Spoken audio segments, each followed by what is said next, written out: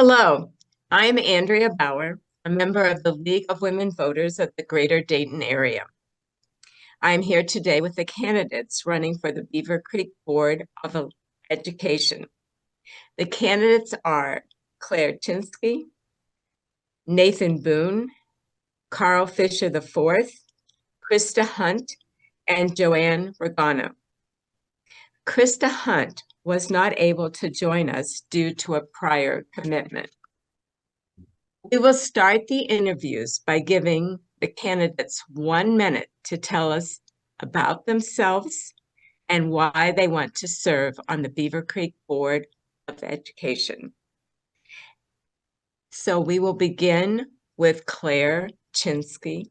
And Claire, tell us a little bit about yourself and why you would like to be on the Beavercreek Board of Education. Hi, like Andrea said, my name is Claire Chinske. I am a mom of 3, including a 2022 Beavercreek graduate, and I have a degree in accounting.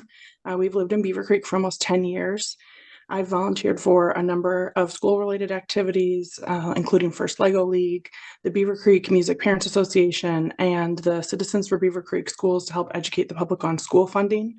I believe my financial background is an asset in understanding the complicated landscape of school funding, and that volunteering with clubs and parent organizations and frequently attending school board meetings, community forums, and superintendent chats has given me a unique perspective on the workings of the school district and the needs of the students. And I look forward to the opportunity to serve our community. Thank you very much, Ms. Chinske. And Nathan Boone, would you please tell us a little bit about yourself and why you would like to serve on the Beavercreek Board of Education? Thank you. Nathan Daniel Boone, and I appreciate the opportunity to speak to the community. I am Greene County's public defender for the juvenile court system. I also serve as a guardian ad litem. I started working with kids as soon as I became an adult. I've been a high school coach. I've been a Big Brother mentor. I currently serve as a youth wrestling and soccer coach. I involved my entire life in the advocacy of kids, but I believe the school board needs a diverse perspective with a diverse background. And I think I bring a skill set to the table that most boards and most educational districts don't have. And that's the children that are often unserved, the ones who are going through trauma, poverty, mental health issues. And I believe I bring a voice to those kids that they need very badly in this system. I currently work with the school through volunteer work and board meetings and stay connected with the community and our other community leaders to involve our entire community in the district. Thank you. Thank you very much, Mr. Boone. And Carl Fischer IV, would you please tell us a little bit about yourself and why you would like to serve on the Beavercreek Board of Education? Good morning. Thanks. I'd like to first start by thanking the League of Women Voters for the great work they do in helping educate our community about the important issues that we all face when we go to the ballot box every November. I'm Carl Fischer. I've been a resident of Beavercreek for 15 years now. I've been involved in my 3 children's various events through that time, coaching Lego League, leading Beavercreek's PAC 68 for several years, and coaching robotics programs. I live my life as an engineer in my day life, and that means I'm very passionate about science, technology, and engineering and education in those areas. That was one of the reasons that I first ran for school board, and I'd like to continue my last 4 years helping to bring a perspective of business leadership and management to our schools to ensure that we continue to strive to be excellent and deliver great value for our taxpayers moving forward. Thank you very much, Mr. Fischer. And Joann Rigano, would you please tell us a little bit about yourself and why you would like to serve on the Beavercreek Board of Education? Thank you. I've been an educator. I taught for, 31 years. I have a master's and a bachelor's and master's degree in education. I taught for 24 years in Beavercreek. I have 12 years experience on the board, 10 as board president. I've spent 9 years, my whole life, I've done nothing but work with education and kids. I have spent 9 years on Clarkstown State's Foundation Board. I was chair of the Resource Development Committee, where We are in charge of raising funds. I have been on the Strategic Planning Committee for Beavercreek, Business Advisory Committee, the Resource Planning Committee, the District Finance, on the Master's Facilities Plan. And my goal is putting kids first all the time. That is what I do. That is what I stand for. All the groups I belong to, including the Beavercreek Women's League, we all stand for putting kids first and what's best for them. And I think I bring a perspective to the board because I know Beavercreek schools, because I've been with them for 36 years. Thank you very much, Ms. Rigano.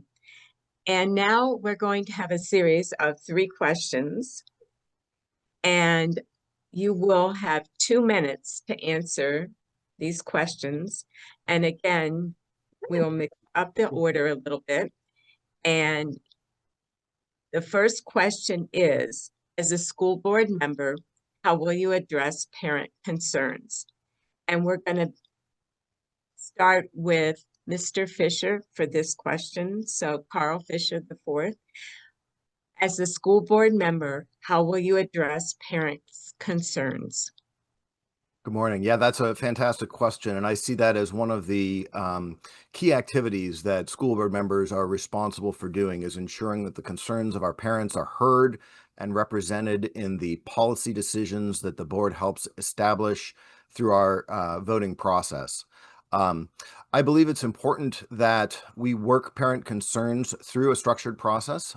As a large organization, we need to be sure that we are considering all of the various elements of any given concern.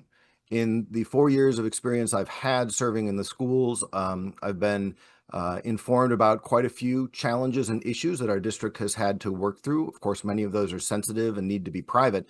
But the key thing I've taken away from that experience is that there are always multiple sides to any given story, and it's very important that we work diligently to collect all the facts and think carefully about making an objective decision before we move forward with any given course of action.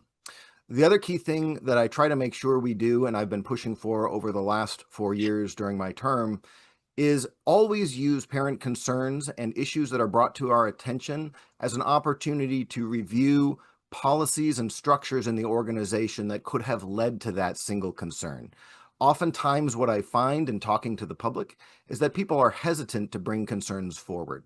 So for any one given concern we do hear about, there's often several others that we haven't heard about. And so it's very important that we actually look beyond just each single concern and try to identify if there are systemic issues in our organization that are driving those kinds of concerns in other areas of the schools. Thank you very much, Mr. Fischer. Nathan Boone, we're going to ask you the same question. As a school board member, how will you address parent concerns? Thank you. And in my current day-to-day job, involving parents and addressing parent concerns is an absolute must in every single case I handle. I believe that advocating for a kid is a whole community aspect that involves services, schools, as well as the parents, first and foremost, because no problem gets solved without the parents involved in that problem. So it's important to understand that the child has needs, the parents have wants, and the resources available must match both of those. And so including the parents in every single conversation, understanding what struggles the kids are going through, requires involving the parents. But before the school board can act, they need to understand what the community wants. And so it involves bringing the community in, the parents in, and hearing their concerns and making sure they understand that their child's in a safe environment, an environment that's structured around the purpose of that environment being education, and that the educators, the school district has first and foremost the child at heart and their best interests. And so in my job, I understand that in order to get to the solution, we have to work with everyone in the community. And so I'd like to bring in an aspect of community involvement, an aspect of hearing the parents and providing channels for parents to connect with us and communicate to us without the fear of having to devolve their child's issues in a public forum. We need to create new systems where a child can be heard about the concerns they may have in the home, and the parents have an opportunity to be addressed and help facilitate solutions to those problems. And so I take parent rights as well as parent involvement at the highest level, which is something I do every single day in my career, and I believe I do quite successfully. Thank you. Thank you, Mr. Boone. And Joann Rigano, the same question. As a school board member, how will you address parents' concerns? Okay, first of all, we need to understand that the board works as a body politic. We have to collaborate with each other. We need to understand the controversy, the issue from the parent. We need to look at both sides, look at the facts. We need to consider the best practices and guidelines for us to move ahead. What people don't understand sometimes is that while the board is very concerned with parent issues and we get emails all the time and requests for help, people need to understand that we do not get into the daily runnings of the school system. And when a parent sends us their concern, yes, we want to respond, but it's very important that we make sure that the parents get to the proper source and the proper person who can help them with their concerns. And we do have ways when issues are brought up to us, they are not public. There are means where parents can go to a system where they can look, they can send in their request, talk to the correct person. People need to understand, we need to educate them that that system is in place and that we are concerned. And just because we forward their concerns, somebody else doesn't mean we are not concerned and what's best for their kids. Thank you very much, Ms. Rigano. And Claire Chinske, the same question for you. As a board member, how will you address parents' concerns? Yeah, parents and community members should feel heard and their questions and concerns taken into consideration when developing school policy.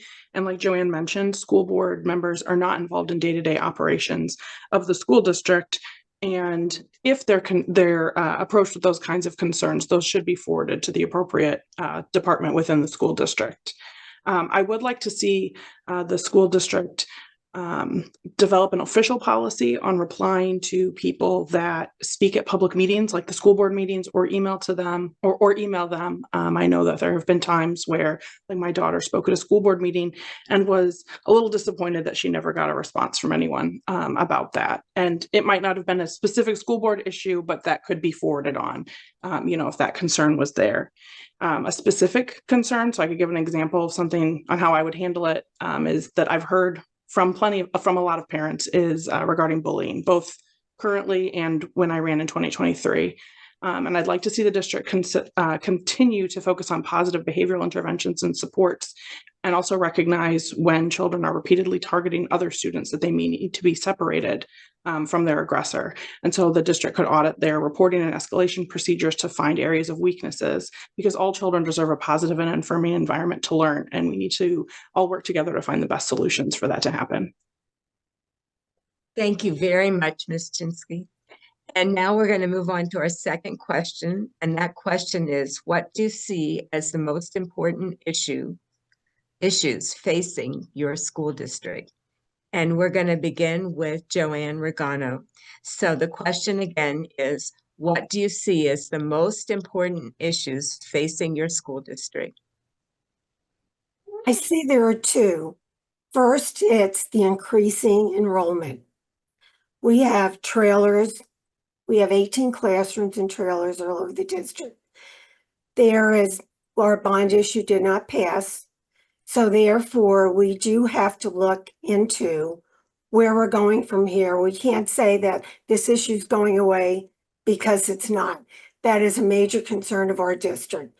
What we need to do is bring the community back in, like we did before, revisit the master facility plan and see where the community wants us to go, because it's very important that our community is involved in everything we do. I think I'm proud of what this board has done, where the community always is brought in to give us their input. The master facility plan was put together by the community, and that was very important. The second issue is we're always going to have financial issues. I wish I could say we didn't, but because the way the schools are funded, because we have to go to the people in our community for money. 80% of our money is given to us from our community.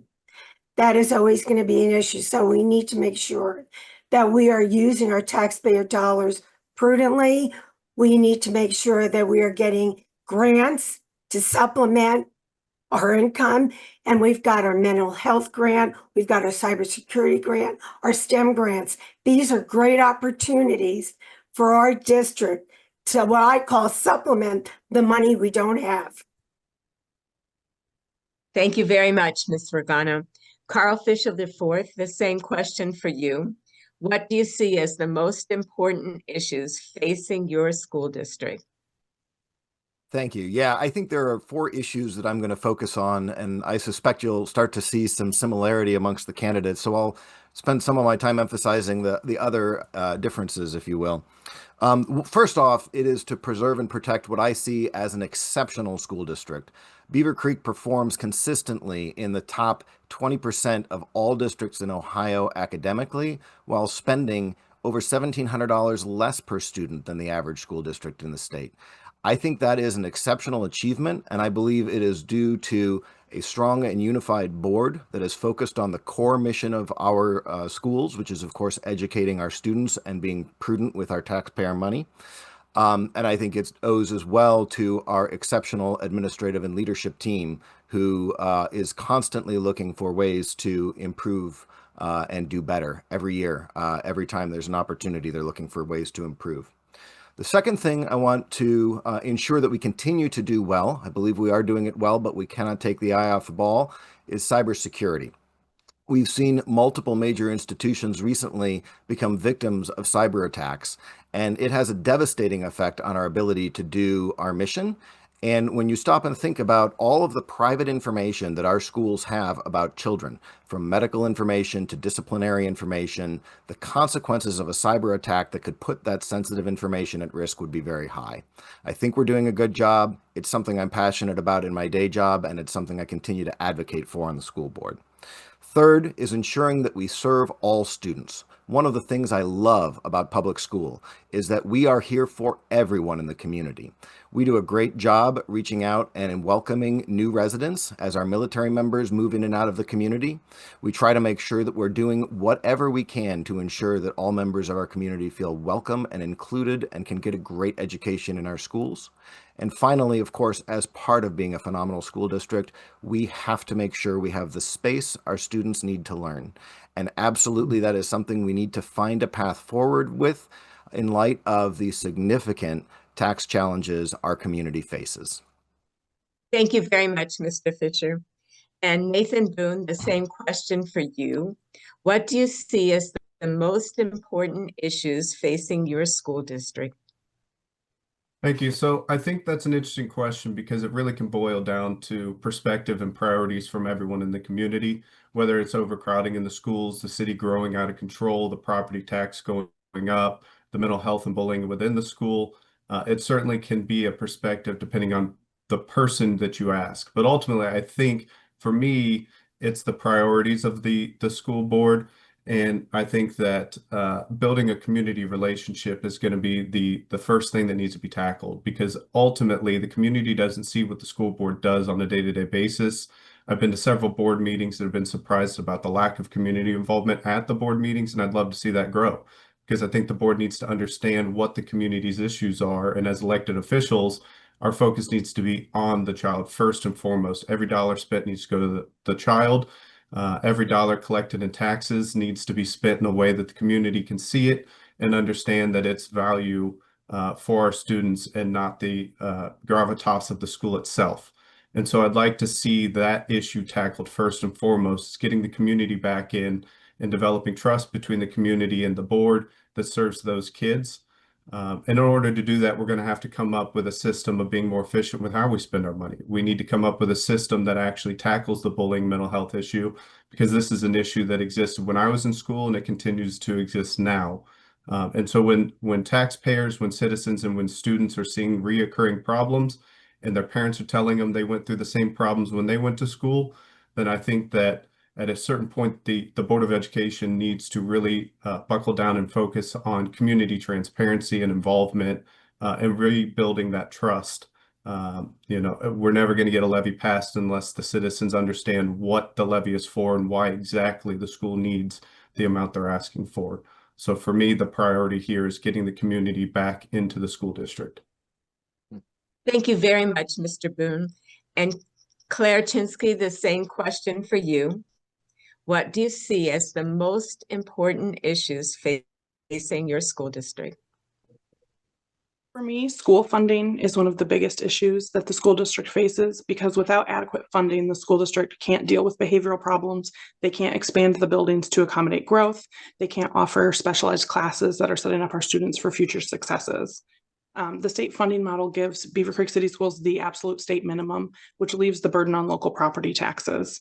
Many school levies, like the $18.5 million renewal that's on the ballot this November, do not bring in additional revenue with increased valuation and growth. It was originally passed in 2001 and 2003 for a combined total of 15.5 mils, and they were combined in 2011, and today they sit at 6.8 mils. So we all know the community has grown astronomically in that time, and the dollar amount has not increased 1 cent to bring in additional money as costs are continuing to climb and the student population is growing. This cycle of renewable levies means that the district is frequently on the ballot. This leads to voter fatigue and frustration, and improving how the district communicates those issues to clarify what exactly the needs are and how exactly the money is spent is one of my top priorities. You can view all of the district financials online. You can view the audits online. The information is available, even if it takes a little bit of looking occasionally. One of my favorite tools is called the CUP report through the Ohio Department of Education, which very clearly outlines the costs that are being spent. And so you can compare to local comparable districts. You can compare to any other district in the state. And you'll see that Beavercreek is continually performing in the top 20% of school districts academically while keeping costs in the bottom 20% of spending. So I do believe that they are very efficient with our money. But clearly the needs are continuing to increase. And so, like I mentioned, the bullying issues, the growing student population, we can't do anything about those issues if we don't have the funding to handle them. Thank you very much, Ms. Chinske. And we're going to move on to the last question, which is describe the skills and experience that you will bring to the school board. And we're going to start with Nathan Boone. And the question again is describe the skills and experiences that you will bring to the school board.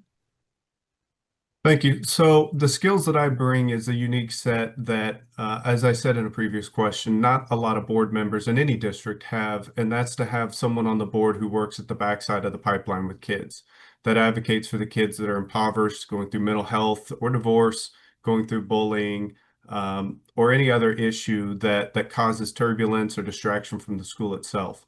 And so through my job as an attorney, the thing that I bring would be accountability. Anytime someone interacts with a child, whether it be criminal, whether it be civil, all these adults, all these systems get involved with the kids, but they have to be held accountable. And so anytime someone falls short of that duty, it's my job to make sure that that's highlighted and that those people are held accountable, because the standards need to be high when we're dealing with our kids. As a guardian ad litem, I'm in every single school district in Greene County, as well as multiple through other surrounding counties. I have to work with teachers, principals, administrators, mental health counselors, school resource officers, law enforcement, children's services, coaches, any single person that is involved with our kids, I have to work with on a day-to-day basis to ensure that we're reaching the best interest of the child with every single decision that's made. I also have to do that with very limited resources. Every child has unique needs, and to get to those needs, we have to be willing to listen and we have to be willing to explore. But when we fall short of resources, we can't quit. We have to keep pushing through and finding alternative and unique ways to serve that child's interest. That sometimes means contacting horse ranches so that children can have hands-on therapy. That could mean contacting mental health facilities throughout the state. That could be contacting community members and getting them involved and providing financial assistance or any kind of mentorship. And so I bring a multidiscipline history of working with every single agency in our county and how to make the system better, as well as holding every system accountable for every failure that they bring to the child, and also highlighting the ones that are successful. So that's what I plan to bring. Thank you. Thank you, Mr. Boone. And Joann Rigano, the same question. Describe the skills and experiences you will bring to the school board. As I said in the beginning, I have 31 years experience in the classroom, 24 at Beavercreek schools. I have been a board member, I've said for 12 years. My experience, not only that experience I bring, working with Clark State, working with the Business Advisory Committee, I see the perspective on what we need as a school to get our kids ready for tomorrow, for the workforce. I've talked to these people. I know what the colleges need. On the Business Advisory Committee, they come in and tell us what they need in the workforce for tomorrow. So I can see bringing the perspective, what they need, what our schools need to help prepare our kids for tomorrow. I work with the Dayton Performing Arts Alliance. I've worked with the Strategic Planning Committee. I've worked on the Finance Committee. I understand what Beavercreek schools need. I work with a lot of community organizations. I understand what the community wants. The community trusts me. I have a good perspective on where the schools need to go. And because of that, I see me as an asset to the board. Thank you very much, Ms. Rigano. And Claire Chinske, the same question. Describe the skills and experiences that you will bring to the school board. So like I mentioned before, I think my financial background is an asset to understanding the school funding structure in the state. Many volunteer opportunities like founding a Lego League team at Ankeny, the Beavercreek Music Parents Association, attending field trips, being involved in classroom stuff. I'm a parent of a graduate that is successful now as a senior at Ohio State. My younger two kids are currently attending the Dayton Regional STEM School in 7th and 1st grade. And a big reason we made that decision was because of the overcrowding currently happening in the district. And so I have experienced all of the grade levels currently in the school district, but also now dealing and working as a parent of public school students that aren't currently attending Beavercreek, although I do believe that they will be back when the time is right. So I have a lot of involvement in many different aspects and plan to continue to do all of those things to keep a pulse on what's going on in our community. And I think I could give valuable feedback to the policies that we're making and the financial decisions that we are considering and putting out to the community. Carl Fischer, would you please describe the skills and experiences you will bring to the school board? Yeah, thank you. First and foremost, I think one of the things I bring to the school board is as a passionate believer in the value of public education to our community. All of my siblings were public school educated. All of my children were public school educated. I went to a public university. I strongly believe in public education, not only in terms of its excellence at educating students, but as something that has helped our nation be successful over the last several decades. As a parent who has been involved in a wide variety of community engagement activities, from scouting to robotics to band and show choir, I understand how those additional extracurriculars help support the full, well-rounded education of students. And so I understand that it's important for our schools to continue to be engaged and be good partners with all of those external organizations that are supporting the students. Also, as an engineer involved in management of very large programs in my day job, I have a great deal of experience with very important jobs related to school board. First and foremost is hiring and staffing decisions. The school board hires two positions, the superintendent and the treasurer. And I think having a background that involves that sort of judicious decision-making is extremely important to bring to bear. Also, I bring a big business perspective to our $100 million a year school district, reminding our administration and coaching them on things that I've learned through my career, such as strategic planning, disaster preparedness, risk assessment, cybersecurity, including ensuring we have disciplined processes for making decisions and policies and choices about how we execute, and also ensuring that we hire people with the best possible expertise to do the important jobs that are necessary to keep our schools running efficiently and well. Thank you very much, Mr. Fisher. And now we're going to move on to closing remarks. So each one of you will be given 1 minute for a closing remark. And we are going to start with Claire Chinske. You have 1 minute for a closing remark. Hi, again, thank you to the Women's League for hosting this event. I look forward to more opportunities to interact with the community in these types of things. I am really hoping I'll be given the opportunity to serve on the school board this time. Like I mentioned, all of my experience in the schools, and also with my education background in finance, I am hoping we can improve that communication with the public. And that was mentioned by one of the other candidates, that community involvement is currently very low. And I'm hoping that we can find the solution to fix that problem and work with the community to find the right solutions that the school board needs. Thank you very much, Ms. Chinske. And Joann Rigano, 1 minute for closing remarks. Serving on the school board has never been about power for me. It's been about service, advocating for students, supporting teachers, and strengthening our community. I'm proud of what we've accomplished together, but our work isn't finished. If reelected, I will continue to prioritize student-centered programs that prepare our kids for tomorrow, ensure mental health safety and anti-bullying supports, maintain transparent communication and meaningful community involvement, and protect fiscal responsibility while preserving educational excellence. Our kids deserve our very best every single day. And with your continued trust and support, we will build on the strong foundation we've created and move Beavercreek City Schools forward. Thank you. Thank you very much, Ms. Rigano. Nathan Boone, your closing statement, please.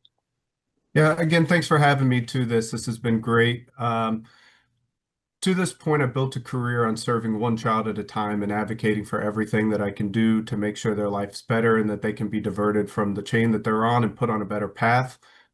It wasn't until I started getting involved more in the school board and the community and hearing the push to run that I decided I could bring that advocacy to a broader audience.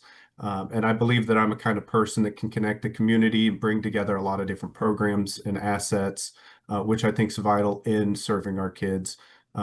Sometimes I think that that we get distracted with greater issues and we let ourselves get focused on the wrong priorities. And just like in my career, I come to bring accountability and I come to bring community involvement to this board because ultimately we're here for the kids first and foremost, and our community and our kids and our teachers need to understand that the board's here to ensure that the school maintains its excellence and success, and that everything we're doing is with the child and the school in mind first and foremost. So thanks again for having me.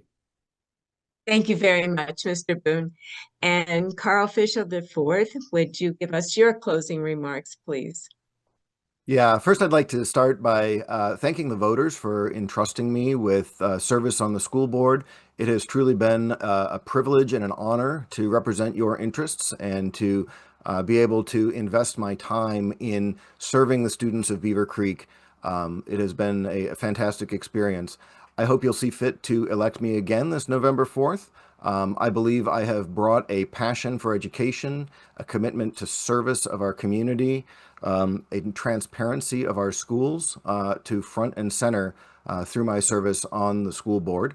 I also want to say in closing that when I ran 4 years ago, part of the reason I ran was because I wanted to see more than just 3 positions competed for 3 open spots. So I'd like to take this opportunity to thank the other contestants for the position, or the other candidates for the position of school board, for putting your hat in the ring. I believe strongly that our community deserves to have choices and options, because school board is so important that we should really be thinking hard and choosing the best possible candidate for this position.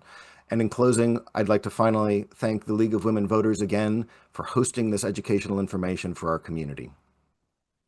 Thank you very much, Mr. Fisher, and thank you to all the candidates. In closing, thank you for your participation today. Good luck with your campaigns. The League of Women Voters encourages all candidates to run issue-oriented campaigns. Our goal as a league is to educate the voting public and to strengthen our elected political process. Our annual voters guide will be distributed beginning the first week of October. It will be in the Dayton Daily News, the AIM Media suburban newspapers, at your local libraries, schools, and businesses. The last day to register for the general election is October 6th, and early voting begins October 7th at your Board of Elections, or you can request an absentee ballot. However you decide to vote, your opinion matters, and it helps make our democracy